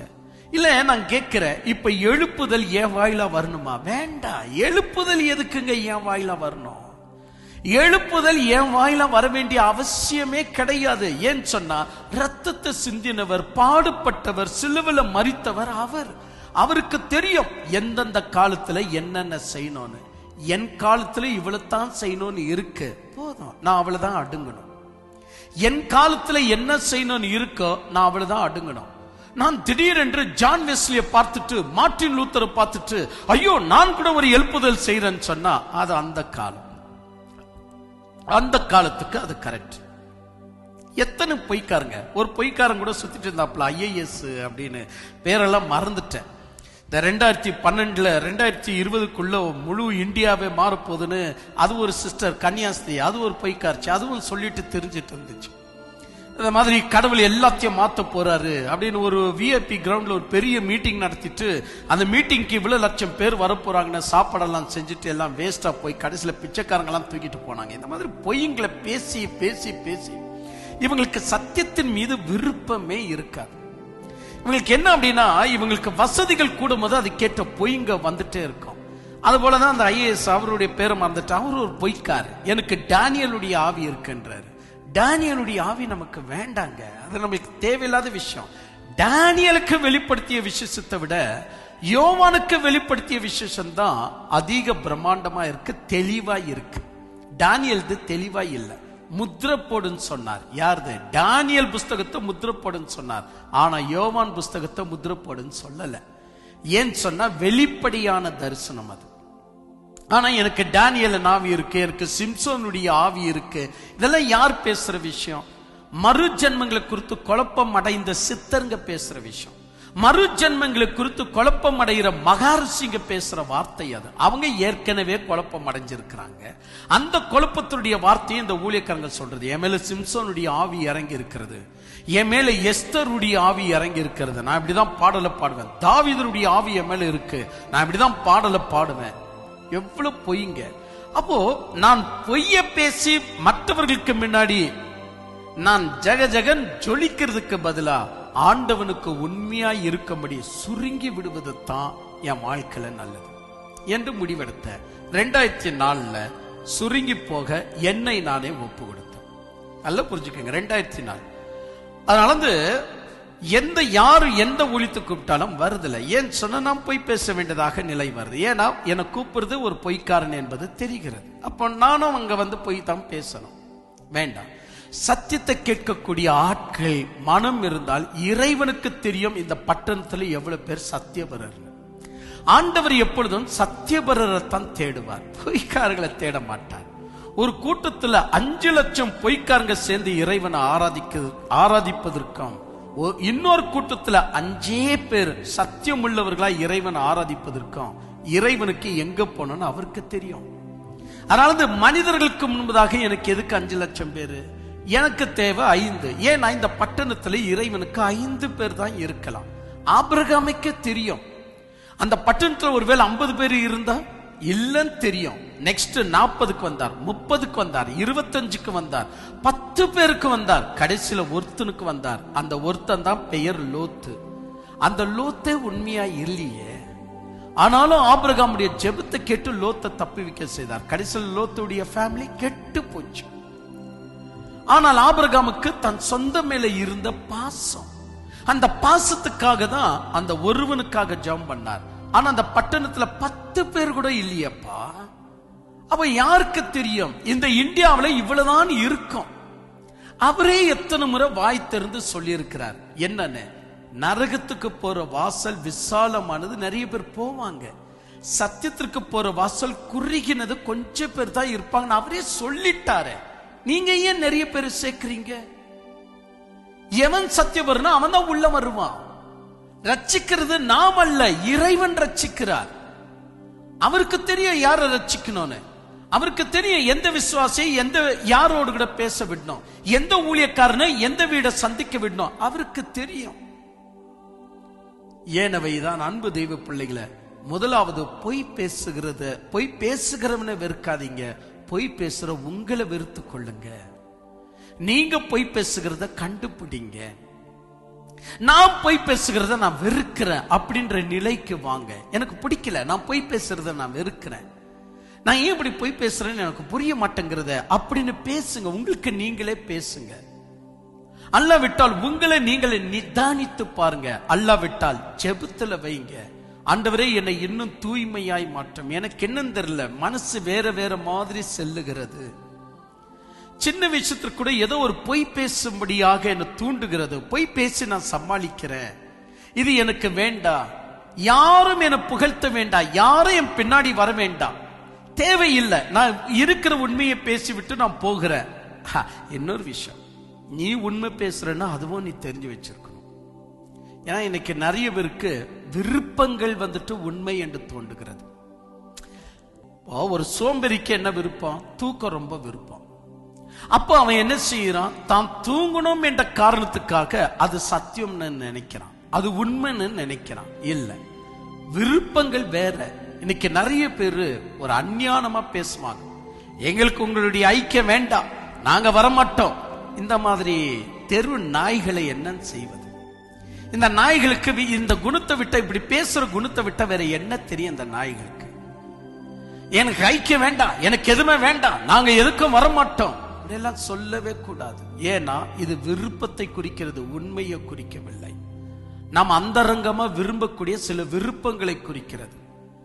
நாய்கள் என்னைக்கும் விருப்பத்தை விரும்புங்க, அதுங்களுக்கெல்லாம் உண்மையை விரும்ப தெரியாது. ஒரு 2 நாய்கள் வருகிறது. அதுல ஒரு சாதம், யாரோ ஒரு வீட்டுக்காரங்க வந்து சாதத்தை அந்த பிளேட்ல போட்டாங்க. ஒரு நாய் வந்து சாப்பிடும்போது இன்னொரு குட்டி நாய் வந்து சாப்பிடுகிறது. உடனே அது மேல எரிஞ்சு விடுது இந்த நாய். ஆக்சுவலி அந்த இடத்திலேயே இருக்கிறது ஒரு 8 நாய்கள். அதுல 4 குட்டி. அதுல தெரு நாய் வேற எங்க இருந்தோ வந்திருக்கு. அதுல அம்மா அப்பா இந்த நாய்ங்க தான். ஆனா அப்பா தன் குட்டியே வெறுக்கிறது அப்படின்னு சொன்னா, மனிதனுக்குள்ள சில விருப்பங்கள் சில நல்லவர்களை கூட வெறுக்க வச்சிடும். சில நல்லவர்களை கூட எரிஞ்சு விழுந்துருவான். உங்க ஐக்கியம் எங்களுக்கு தேவையில்லை, உங்க சபை எனக்கு தேவையில்லை. அட நாயே, நீ தான் எனக்கு தேவையில்லை. ஏன்னா எங்க வேள்வி எங்களுக்கு தெரியும். நாங்க எப்பேற்பட்ட சத்தியத்துல இருக்கிறோம், நாங்க எவ்வளவு வெறுத்துன்னு, ஒரு பொய்ய கூட வெறுத்துன்னு வாழ்ந்துன்னு இருக்கிறோம்னு எங்களுக்கு தெரியும். நாயே, நீ தான் எங்களுக்கு வேண்டாம். ஏனவேதான் பேசுகிற வார்த்தைகள் எண்ணப்படுவது அதிக ஜாகிரதையா இருக்கணும். ஏன்னா விருப்பங்களை வச்சுட்டு நம்ம உண்மை நினைக்குவோம். உண்மை வேறங்க, விருப்பம் வேறங்க. விருப்பம் வேற மாதிரியா இருக்கும், உண்மைகள் வேற மாதிரியா இருக்கும். நாம உண்மைகள் சில நேரங்களை விரும்ப மாட்டோம், ஆனா நம்ம அதை தான் அங்கீகரிக்கணும். எத்தனையோ உண்மைகள் நம்மளுக்கு பிடிக்காது, ஆனா எத்தனையோ பொய்கள் நமக்கு பிடிக்கும். எத்தனையோ பொய்கள் நமக்கு பிடிக்கும், ஆனா அதை தான் நம்ம வெறுக்க வேண்டியதா இருக்கும். எத்தனையோ உண்மைகள் நமக்கு பிடிக்காது, சரியில்லைன்னு தோணும், ஆனா அதுலதான் நம்ம இருக்கணும். இந்த விஷயம் தெரியாம ஏனவைதான் அன்பு தெய்வ பிள்ளைகளை வசனத்தை சரியா படிங்க. நான் ஆரம்பத்திலே ஒரு வார்த்தை சொன்னேன், சலிப்பு குணம் அதிகம் வரும் நமக்கு. கொஞ்ச நாள், கொஞ்ச வருஷம், கொஞ்ச நேரம் பழகிட்டால சலிப்பு குணம் வரும். மேற்கொள்ளணும். மனைவி மேல சலிப்பு குணம் வரலாம், நாம் தான் மேற்கொள்ளணும். கணவன் மீது சலிப்பு குணம் வரலாம், நாம் தான் மேற்கொள்ளணும். ஏதாச்சும் வச்சு மேற்கொள்ளணும். சாப்பிடுறதே சாப்பிட்டா சலிப்பு குணம் வருது, நாம் தான் அவைகளை மேற்கொள்ளணும். டேப்லெட்டை சாப்பிடும் போது சலிப்பு வருது, நாம் தான் மேற்கொள்ளணும். எக்ஸசைஸ், காலையில எந்திரிச்சு ஜாகிங் போகணும்னு சொல்லும்போது சலிப்பு வருது. ஒரு நாள் இன்ட்ரெஸ்ட், 2 நாள் இன்ட்ரெஸ்ட், மறுபடியும் ஜாகிங் போகணும்னு சொல்லும் போது சலிப்பு வருது, நாம் தான் மேற்கொள்ளணும். அப்படிதாங்க சத்தியத்தை குறித்து சலிப்பு வரும், நாம் தான் மேற்கொள்ளணும். பொய்ய குறித்து சலிப்பு வராது, சத்தியத்தை குறித்து சலிப்பு வரும். சத்தியத்தினுடைய சபையை குறித்து சலிப்பு வரும். சத்தியத்தினுடைய ஊழியக்காரனை குறித்து சலிப்பு வரும். ஒரு மாதிரியா இருக்கும் நமக்கு, நாம் தான் அதை மேற்கொள்ளணும். எப்படி டேப்லெட் என்னப்பா அப்படின்னு இருக்கும், எப்படிப்பா இந்த வாழைக்காய் ஜூஸை குடிக்கிறதுன்னு அப்படின்னு இருக்கும். வேற வழி இல்லை. கிட்னி ஸ்டோன் போனோம்னா வாழைக்காய் ஜூஸை குடிச்சே தீரணும் அப்படின்னு போது தாங்க பிடிச்சுன்னு குடிக்கிற பாரு, அது அப்படிதான் சத்தியமுள்ள சபையை தாங்க பிடிச்சுக்கணும். சத்தியமுள்ள ஊழியக்காரனை தாங்க பிடிச்சுக்கணும். வேற வழி இல்லை. அடிக்கடிக்கு இந்த சலிப்பு வந்துட்டு இருக்கும். சில நாய்களுக்கு இது தெரிதல. இதுங்க என்ன நினைக்குதுன்னா, ஓ நம்மளுக்கு என்னமோ விருப்பம் இல்லை பழகுது, அப்ப அது தப்பு, துண்டரிச்சிடு, வேண்டாம். அவசரப்படாதீங்க. எத்தனையோ காலத்துடைய உறவு அது, எத்தனையோ நேரத்துடைய உறவு அது. அதை ஒரு வார்த்தையில சொல்லி துண்டரிக்க முடியாது. ஏன்னா நம்ம சத்தியவரர் கிடையாது. நாம ஒருவேளை நம்முடைய விருப்பத்தில் சொல்றோமா, சத்தியத்தில் சொல்றோமா, யாருக்கு என்ன தெரியும்? இன்னைக்கு சொல்றத நாளைக்கு சொல்லுங்க, நாளைக்கு சொல்ல வேண்டியதை அடுத்த வாரம் சொல்லுங்களேன். அப்ப இடையில உங்களால திருத்தி கொள்ள முடியும். நாய் குணத்தை எண்ணிக்கை வளர்த்தி கொள்ளாதீங்க என் அன்பு தெய்வ பிள்ளைகளை. எனவே இந்த 13ஆம் அதிகாரம் 5ஆம் வசனத்துல நீதிமான் பொய் பேச்சை வெறுக்கிறான் அப்படின்னு சொல்லுகிறது. நீதிமான் பொய் பேச்சை வெறுக்கிறான் அப்படின்னு சொன்னா, ஏதோ உங்க மனசுல சில ஹீரோங்களை ஞாபகத்துல வச்சுக்காதீங்க. ஓ எங்க டீச்சர், ஓ எங்களுடைய போதகர், ஓ எங்களுடைய அப்பா, என்னுடைய அம்மா.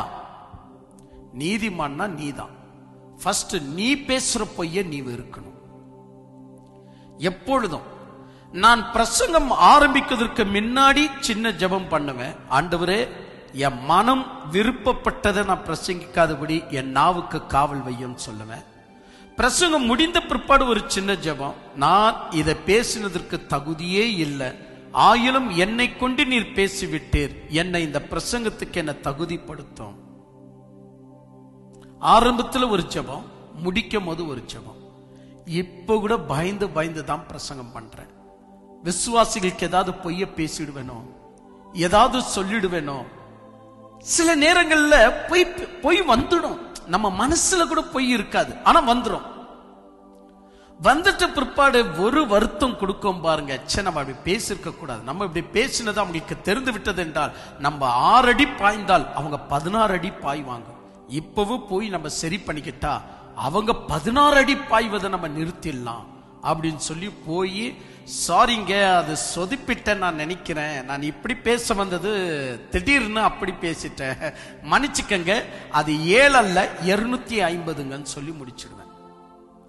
ஓ அப்படிங்களா, நாங்க 7 மடங்கு நினைச்சோம், 250, சரிங்க பரவாயில்லைங்க, இவ்வளவுதான வேலை அப்படின்னு அவங்க திருத்திக்குவாங்க. நம்ம உண்மையிலேயே ஐயோ இதெல்லாம் ஒரு மனுஷனா, இவன் ஒரு விஷயத்த கூட ஒழுங்கா பேச தெரியல பாரு அப்படின்னு சொல்லுவாங்க. பரவாயில்ல, நம்ம ஒழுங்கா பேச தெரியலதான், ஏன்னா நம்ம கிட்ட தானே தப்பு இருக்கு, ஒழுங்கா பேசலதான், பரவாயில்ல. ஆனா ஒரு நாள் அவங்களுடைய நினைவுக்கு வரும், அந்த மனுஷன் பொய் பேசாதவர் அப்படின்னு. அதுதான் வேணும் நமக்கு. ஏன்னா அது எனக்கு வந்த பாராட்டல் அல்ல, நீ இப்பொழுது பொய் பேசக்கூடாது. நீ போய் பேசக்கூடாதுன்னு அன்னைக்கு நானு இவருக்கெல்லாம் பேச தெரியுமா அப்படின்ற பெயரோடு கூட தங்கி விட்டாலும் பரவாயில்ல, ஆனா என் வாயிலா நீ போய் பேச ஆரம்பிக்க கூடாது.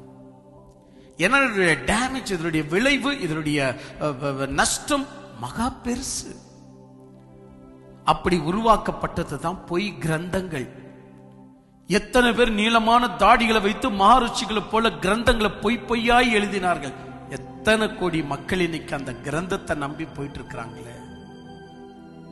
எவ்வளவு பெரிய பொய் இல்லையா? ஏனவேதான் யாக்கோபு சொல்லுகிறார், உங்களில் அநேக பேர்கள் போதகராகாதிருங்கள். ஏன் சொன்னா, நீங்கள் தான் பொய்ய வளர்க்கிறீர்கள் என்று இறைவன் கண்டிச்சார். யாக்கோபு மூலியமாக உங்களில் அநேக பேர்கள் பொய்க்காரர்களாய் இருக்கிறீர்கள். அதனாலதான் போதகர் என்னப்படுவர் டீச்சருங்க தான் முக்கியமா போய் பேசுறவங்கள. டீச்சருங்க, போதகருங்க, அதிகாரிங்க. ஏன்னா இவங்க தானே போஸ்ட்ல இருக்கிறாங்க, இவங்க தான் ஃபர்ஸ்ட் போய் பேசுறது.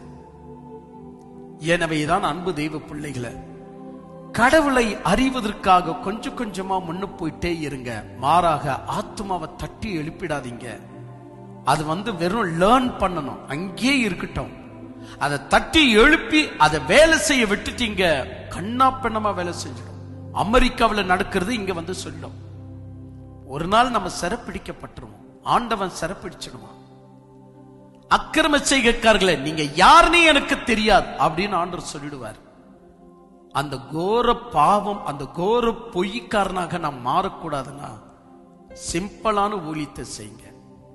உங்களுடைய பொறுப்பு என்ன அப்படின்னா, மார்க் எழுதிய சுவிசேஷத்துல 16ஆம் அதிகாரம் கடைசி வசனம் 2 வசனத்தை தெளிவா வாசித்து பாருங்க.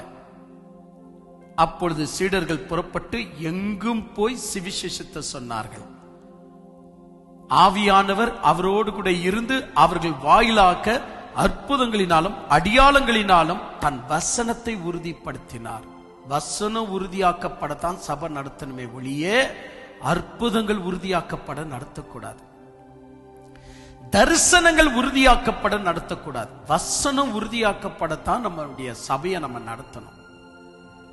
ஆனால் இன்னைக்கு எல்லாமே பொய்யா மாறி ப்ரொசீஜருங்க உள்ள வந்திருக்கு. ப்ரொசீஜர்னா என்ன தெரியுமா? சிஎஸ்ஐ, இஸ்லாமு, கத்தோலிக்கு, இதெல்லாம் ப்ரொசீஜர். முட்டி போடணும், எந்திரணும், இப்படி திரும்ப, அப்படி திரும்ப, காலை கீழே வை, தலையை கீழே வை. ப்ரொசீஜர் செய்ய மனசாட்சி செத்துனே இருக்கும். ப்ரொசீஜரை விட்டு நேரடியா செயல்பட்டு பாருங்க. ப்ரொசீஜரை கொஞ்சம் நிறுத்தி பாருங்க. நேரம் ஒரு அப்பா கிட்ட வந்த உடனே அப்படியே வணங்கி இப்படி கையை தேய்ச்சி இப்படி பார்த்து உங்க அப்பா கிட்ட அப்படி செஞ்சு பாருங்க. உங்க அப்பா கிட்ட அப்படி செய்வீங்களா? பைத்தியமா இருக்காது? ஆனா ஏன்டா கடவுள்கிட்ட இப்படி செய்யறோம் நம்ம? ஏன்னா நம்ம பைத்தியங்க, பொய்க்காரனுங்க. நம்மால நிஜமா வாழ முடியறதில்ல. அப்போ ப்ரொசீஜரை கூட வச்சுக்கிறோம். பொய்யா சொல்லுவது, ஆண்டவர் உங்களோடு இருப்பராக. இவன் ஏற்கனவே பொய்க்கார. இவன் பாதிரியார்க்கே சொல்றான், உங்களோடு இருப்பராக. நல்லா நடக்குது டிராமா. இவர் அங்க சொல்ல, அவங்க இவங்க சொல்ல. இது எதுக்கு அப்படின்னா, நிஜமாய் நம்ம செயல்பட மறுக்கும் போது ப்ரொசீஜரை நம்ம செஞ்சு வச்சுக்கணும். ஏன்னா அங்க நிஜமா டெய்லி நடக்க முடியறதில்ல, மனசாட்சி கெட்டு போகுது, அதை திருத்திக்கணும். அப்ப நிஜமா நடக்க முடியாத இடத்துல ப்ரொசீஜரை வாரி கொட்டிக்கிறோமே, இது ஒரு பொய்யான மாசுகள் என்று சொல்லலாம். எது எப்படியோ, என் வார்த்தைகளை நீங்கள் ஏற்றுக்கொள்கிறீர்களோ இல்லையோ, ஒரு நாள் நான் பேசிய வார்த்தைகள் எல்லாம் உங்களை நியாய தீர்க்கும். நான் அல்லங்க, அந்த நாள்ல நான் பேசிய வார்த்தைகள் உங்களுக்கு நினைவுக்கிறோம். நான் கேட்கலையே கேட்க வைக்குவார் கடவுள், கேட்க வைக்குவார். நீ மறிச்சிட்டாலும் கேட்க வைக்குவார், நீ மறிச்சிட்டாலும் கேட்க வைக்குவார். நீ சொல்ல நான் கேட்கவே இல்லையா, ஆண்டவர் சொல்லுவார், கேட்கும்படி நான் வச்சிருந்தேன், நீ தான் கேட்கல, இப்ப கேளு அப்படின்னுவார். அப்போ இந்த மாதிரி பிரசங்கத்தை கேட்கும் போது, இது எனக்கு முன்னமே தெரிஞ்சிருந்தா நான் திருந்திருப்பேனே. ஒரே வழி இருக்கு, நீங்க திருந்தணும், அவ்வளவுதான். உங்க மானம் போனாலும் சரி திருந்தணும். உங்க மரியாதை போனாலும் சரி நீங்க திருந்தணும். திருந்தணும் என்று சொன்னா எழுந்து நீங்கள் வரணும். அப்பா வீட்டுக்கு நீங்க வரணும். இததான் இறைவன் விரும்புகிறார். என் அன்பு தெய்வ பிள்ளைகளை, கர்த்தருடைய சமூகத்தை உற்று பாருங்கள். தேவனுடைய சமூகத்தை உற்று பாருங்கள். அப்பொழுது உங்களை வெறுக்கும்படிதான் தோணுமே ஒழிய இன்னொருத்தரை வெறுக்கும்படி தோணாது. மற்றவங்க போய் பேசுறதுல அவங்களுக்கு கிடைச்ச அதிகாரம், அவங்க பேசிக்கிட்டோம், நம்ம ஒன்னும் செய்யற மாதிரி இல்ல. ஆனா நீ போய் பேசக்கூடாது. இதுதான் நீ நினைச்சு பார்க்கணும். நீ, அதாவது என்ன நான் சொல்லிக்கிறேன், நான் பேசக்கூடாது. நீ பேசிக்க ராஜா, நீ எவ்வளவுதான் பேசிக்க. எனக்கு என்னன்னா, நான் பேசக்கூடாது. நான் 6 அடி பாஞ்சனா நீ 16 அடி பாய்வ, பொய்ல. அதனால நான் 6 அடி கூட பாயக்கூடாது என்பது தான் நான் ஜாகிரதை வகிக்கணும். அதை நான் ஜாகிரதை வகிப்பேன். அப்படின்னா என் உண்மையை எப்படி ரீச் பண்ணணும் கடவுளுக்கு தெரியும். என் பிள்ளைகளுக்கு ரீச் பண்ணுமா, என்னுடைய வீட்டார்களுக்கு ரீச் பண்ணுமா, என் விசுவாசிகளுக்கு ரீச் பண்ணுமா, என்னுடைய ஃப்ரெண்ட்ஸுங்களுக்கு ரீச் பண்ணுமா, நான் யாருன்னு ரீச் பண்ணுமா, அது கடவுள் ரீச் பண்ணுவார். நான் அதை கூட தலையில போட்டு குழப்பிக் கொள்ளக்கூடாது. ஐயோ நான் நல்லவங்க, ஐயோ நான் நல்லவங்க, ஐயோ நான் பொய்ய நிறுத்திட்டங்க, பதறக்கூடாது. நம்ம இருக்கிற உண்மையை பேச பேச மற்றவங்க வெறுக்குவாங்க. இவர்கிட்ட நல்ல குவாலிட்டி இல்லைன்னுவாங்க. ஏன்னு சொன்னா அவங்க பொய் குவாலிட்டியில வளர்ந்ததுனால் நல்ல குவாலிட்டியை ஏத்துக்க அவங்களுக்கு தெரியாது. அதனால உங்ககிட்ட சரியில்லைன்னுவாங்க. ஏத்துக்கோன்னு சொல்றேன். சரியில்லைன்னு சொல்றதான் நீ ஏத்துக்கணும். நான் சரியில்லையா அப்படின்னா என்ன சரி பண்ணிக்கிறேங்க அப்படின்னு சொல்லி நீ யோசிக்கணுமே ஒழிய அது எப்படி நான் சரியில்லைன்னு சொல்லுவேன் கேட்க கூடாது. ஏன்னு சொன்னா அவனே ஒரு பொய்க்காரன். அவன்கிட்ட எப்படி நிரூபிக்குவ நீ? அவங்கிட்ட உன்னால நிரூபிக்க முடியாது. அதனால சரிங்க நான் திருத்திக்க பாக்குறேங்க அவ்வளவுதான் சொல்லணும். திருத்திக்கத்தான் நீ பார்க்கணுமே ஒழிய நீ சொல்றது பொய், நான் சரியாதான் இருக்கிற அப்படின்னு சொல்ல சொல்ல அங்க பிரச்சனை தான் அதிகமாகும். ஏனவைதான் சத்தியபரர் எல்லாம் ஒரு பக்கம் வருவாங்க. பொய்க்காரங்கள்லாம் இப்ப உலகம் அதாவது தன்னுடைய முடிவுக்கு நேரா போயிட்டு இருக்குதுனால் பொய் பேசுறவங்க எல்லாம் ஒரு பக்கம் சேர்ந்துக்குவாங்க, சத்தியம் பேசுறவங்க எல்லாம் ஒரு பக்கம் வருவாங்க. அதனால இந்த அன்பு தெய்வ பிள்ளைகளை உங்களுடைய வாழ்க்கையை நீங்கள் சரியாக கவனித்து பாருங்கள். இந்த வசனத்துக்கு ஏற்ப நீதிமான் பொய் பேச்ச வெறுக்கிறான், துன்மார்கனோ வெட்கம் லச்சை உண்டாக்குகிறான். அப்படின்னா ஒரு துன்மார்கனோ பொய்ய அதிகமாய் பிணைக்கிறதுனால் அவனுக்கும் வெட்கம், அவன் கூட்டத்துக்கும் வெட்கம். அதே நேரத்தில் அவங்களுக்கும் ஒரு லச்சை என்பது இருக்காது. ஏன்னா பொய் பேசுறங்களாச்சே, இந்த சத்தியம் பேசுறதுக்கு மட்டும் தான் ஒரு குறிக்கோள் இருக்கும். இந்த பொய் பேசுறவங்களுக்கு குறிக்கோள் வராது. ஏன்னா எது தோணுகிறதோ அந்த வழியில போயிடுவாங்க.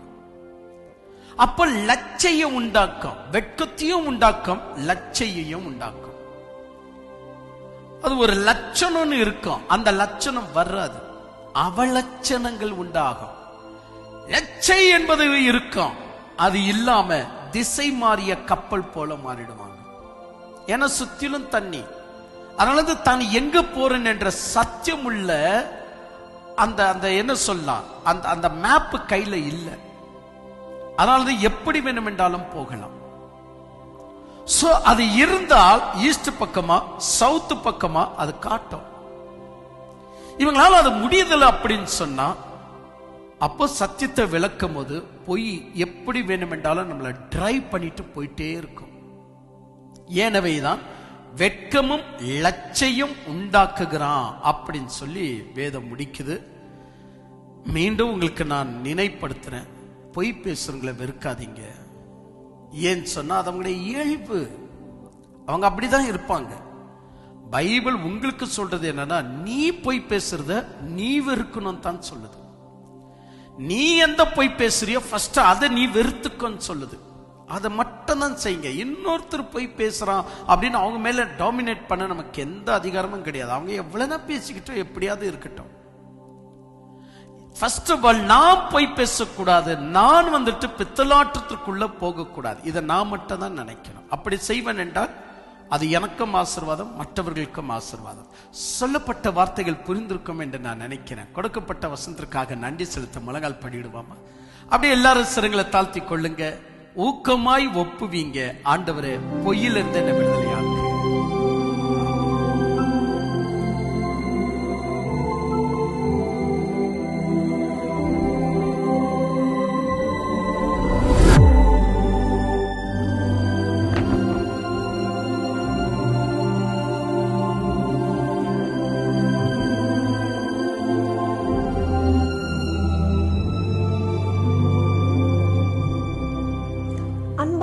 ஜனங்களுக்கு கர்த்தருடைய நாமத்தில் நல்வாழ்த்துக்கள். இப்பொழுது நீங்கள் கேட்ட இந்த சத்தியத்தை போலவே பல 1000 ஆண்டுகளாக பேசப்படாமல் புதைக்கப்பட்ட இருக்கிற ரகசியங்களை நமது சகோதரர் F. ஜோயல் டேவிட் அவர்கள் மிக அழகாக சத்தியத்தை சத்தியவர்ணமாகவே கொடுத்துள்ளார். நமது ஊழியக்காரர் கொடுக்கின்ற ஒவ்வொரு செய்தியும் நம்மை தேவனிடத்தில் கிட்டு சேரத்தக்கது. அது மட்டுமல்லாமல் நாம் சத்தியத்தின் பாதையில் நடக்கவும் நமது வாழ்க்கையை தேவனிடத்தில் சீர்திருத்திக் கொள்ளவும் ஒரு ஒளியாக உள்ளது. இந்த செய்திகள் நமக்கு மட்டும் பயனளிக்காமல் உலகத்தில் பல்வேறு நாடுகளுக்கு சார்ந்தவர்களுக்கும் பயனளித்து கொண்டு வருகிறது. இது மட்டுமல்லாமல் அநேக தேசங்களில் இருக்கிற தேவ மக்கள் நம் சத்திய வெளிப்பாடுகளை வாட்ஸ்அப், FM, CD மற்றும் யூடியூப் மூலமாக கேட்டு பயன்படுத்தி வருகிறார்கள். இந்த செய்திகள் டச், சிங்களம், நெதர்லாண்ட்ஸ், போர்ச்சுகீஸ் மற்றும் ஆங்கிலத்தில் மொழிபெயர்க்கப்பட்டு அவர்களுக்கும் இந்த சத்திய வெளிப்பாடுகள் உபயோகமாக உள்ளது. மற்றும் நம் ஊழியர் பேசியிருக்கிற சில செய்திகளில் 583 மணி நேரமும், நம் ஊழியர் பேசியிருக்கிற சில செய்திகள் 582 மணி நேரமும், இன்னும் சில செய்திகள் 583 மணி நேரமும், இன்னும் சில செய்திகள் 980 மணி நேரமும், இன்னும் சில செய்திகள் 1760 மணி நேரமும், இன்னும் வேறு செய்திகள் 1500 மணி நேரமும், மொத்தமாக 5412 மணி நேரம் தக்கதாக செய்திகள் உள்ளது. கூடுதலாக 35,000 மணி நேரம் பேசியுள்ள மிக பிரம்மாண்டமான செய்தி நமது இடத்தில் உள்ளது. இந்த செய்திகள் கேட்க வேண்டும் என்று ஆர்வத்தோடு இருக்கிற தேவ பிள்ளைகள் நம் சந்தாதார் மூலியமாக நீங்கள் கேட்டு பயன் அடைந்து கொள்ளலாம். இந்த செய்திகளை நீங்கள் பெற்று பயனடைய சந்தாதர் பகுதியில் இணைந்து கொள்ளுங்கள். சந்தாதர் பகுதி என்பது அரைமணிக்கான செய்தி ஆகும். இந்த செய்திகளை நாங்கள் தினம்தோறும் கேட்டு மிகுந்த பயனடைகிறோம். சந்தாதர் செய்திகள் என்பது அரை மணிக்குண்டான செய்திகள். இந்த செய்திகள் மூலமாக நாங்கள் மிகுந்த பிரயோஜனம் அடைந்து வருகிறோம். இந்த செய்திகள் பல புத்தகங்களுக்கு சமமாக உள்ளது. இவ்வகையான செய்தியை நீங்கள் வாழ்க்கையில் ஒரு முறையாவது கேட்க வேண்டும் என்று அன்போடு கேட்டுக்கொள்கிறோம். நாங்கள் உங்களுக்கு தனிப்பட்ட விதத்தில் வாட்ஸ்அப்பிலோ, டெலிகிராமிலோ அல்லது வேறொரு தனிப்பட்ட ஆப்பிலோ நாங்கள் உங்களுக்கு மட்டுமே அனுப்பி கொடுக்கின்ற இந்த சத்திய வெளிப்பாடுகளை நீங்கள் கேட்டு சத்தியத்தில் வளர்ந்து வருவது எங்களுக்கு மிகவும் சந்தோஷமாக உள்ளது. பிரியமானவர்களே, கர்த்தருடைய நாமத்திலே உங்களுக்கு நல்வாழ்த்துக்கள். பிரியமான சகோதர சகோதரிகளே, சத்தியத்துக்காகவும் சத்தியத்திலும் நீங்கள் உறுதியாய் இருப்பது எங்களுக்கு மிகவும் மகிழ்ச்சியாய் உள்ளது. நாங்கள் உங்களுக்கு தனிப்பட்ட விதத்தில் வாட்ஸ்அப்பிலோ, டெலிகிராமிலோ அல்லது வேற ஒரு சோஷியல் மீடியா மூலியமாகவோ உங்களுக்கு மட்டுமே அனுப்பி கொடுக்கின்ற செய்திகளை நீங்கள் கேட்டு பயனடைந்து வருவது எங்களுக்கு மிகவும் மகிழ்ச்சியாய் உள்ளது. ஆனால் நீங்கள் வீட்டில் சும்மா இருக்கும்போதோ அல்லது டிராவலில் இருக்கும்போதோ ஒரு முறை அல்ல ஒவ்வொரு முறையும் யூடியூபுக்கு சென்று அங்கே நீங்கள் செய்திகளை கேட்கும்போது, நீங்கள் லைக் கொடுத்து சப்ஸ்கிரைப் செய்யும்போது சத்தியத்துக்குரிய புதிய அப்டேட்கள் உங்களுக்கு அறிவிக்கப்படும். தினந்தோறும் கேட்கப்படுகிறதான ஒவ்வொரு சத்திய வெளிப்பாடுகளை சந்தாதார பகுதியில் கேட்பது மாற்றமல்லாமல் யூடியூபில் சென்று லைக் பண்ணுங்க, சப்ஸ்கிரைப் பண்ணுங்க. இப்படிப்பட்ட சத்திய வெளிப்பாட்டு கேட்க மிஸ் பண்ணாதே இருங்கள். இப்படியாக இந்த சத்திய வெளிப்பாடை கேட்க வேண்டும் என்று ஆர்வத்தோடு இருக்கிற தேவ பிள்ளைகள் நம் ஸ்கிரீன்ல வருகின்ற நம்பர்களுக்கு தொடர்பு கொள்ளுங்கள். நம்பர் 9880510712 மற்றும் 6360697395. இந்த நம்பர்களுக்கு தொடர்பு கொள்ளுங்கள். தேங்க்யூ. Praise the Lord.